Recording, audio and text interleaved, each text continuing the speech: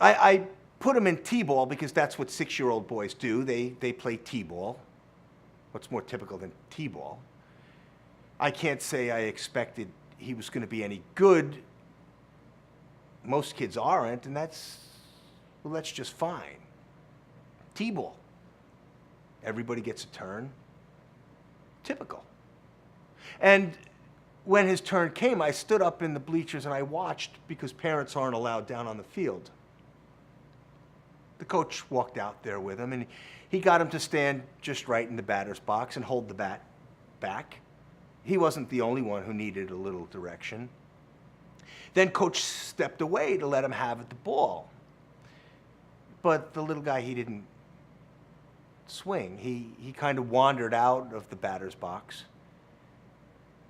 And coach goes over and he gets him back in there to stand just right and hold the bat back. But again, he wanders out of the batter's box and he's looking at whatever it was that caught his eye. And the other parents, I can see the smiles on their faces. Well, they're kind of uncomfortable now. And even a little bit forced. Especially on that guy who just rolled his eyes. He didn't just roll his eyes, did he? And again, coach goes out there and he has him stand just right, and he tells him, take a whack at it, take a cut at that ball that's sitting up there on the tee just waiting to be hit. And this time the little guy swings. And he misses. And right about then, I wished that we were anywhere else but there. Me and him. And again, the coach comes over and he tells him he can do it. Just keep your eye on the ball. You can do this. What am I doing?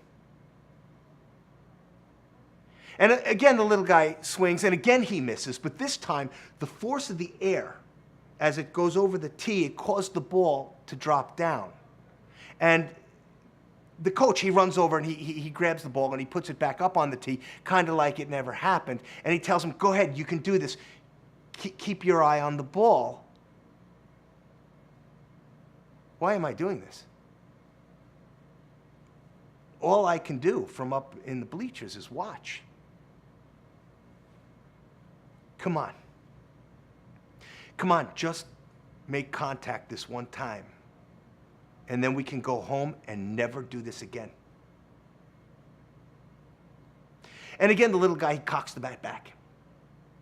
And he starts to swing. And as he does, he grips the bat. I can see him gripping the bat really, really tight. And he closes his eyes. And by the mercy of God, the fat part of the bat comes around in a perfect plane. And it smacks the ball right off the tee, sending it into a line drive right between the second baseman and the shortstop. And the little guy, well, he just looks at it. Everybody at that baseball diamond, they all scream, run! Everybody, the other parents, the kids, the coaches, they all scream, run! But the little guy doesn't do anything. He just looks around at all of these people yelling at him. Does nothing. It took the coach to come over and get him to put the bat down on the ground and start up that first base line. And now the center fielder's got the ball. And suddenly, the little guy starts running down the first base line. It's like he gets it. It's like he can sense the center fielder has the best 6-year-old arm in the state, and he'll be damned if he's getting thrown out from the outfield. He gets it. Now, the center fielder launches a laser beam toward the first baseman. No 6-year-old should have an arm like that. But the little guy, he doesn't look over. He's hell-bent on getting where he's got to go. And I swear, as he's looking straight ahead, there's a smile on his face. Well, here comes the throw. The first baseman, he stretches out. The glove that's too big for his little hand, it's shaking as the ball's heading right toward it. This is going to be as close a call as ever there was in 6-year-old T-ball. And right as the ball is about to smack into the leather webbing of the first baseman's glove, the little guy steps on the bag. He's safe. He's safe. He's safe. He beat the throw. He beat the throw. And everybody is cheering. And I close my eyes.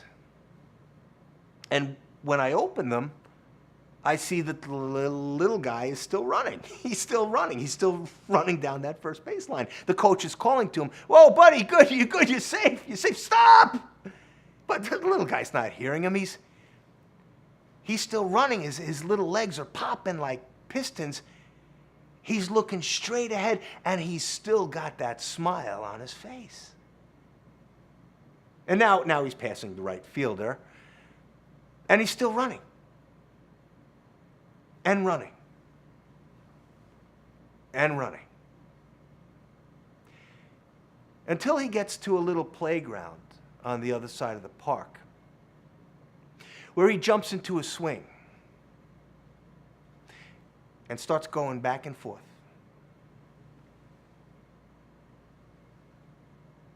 Happy to be back in his own little world.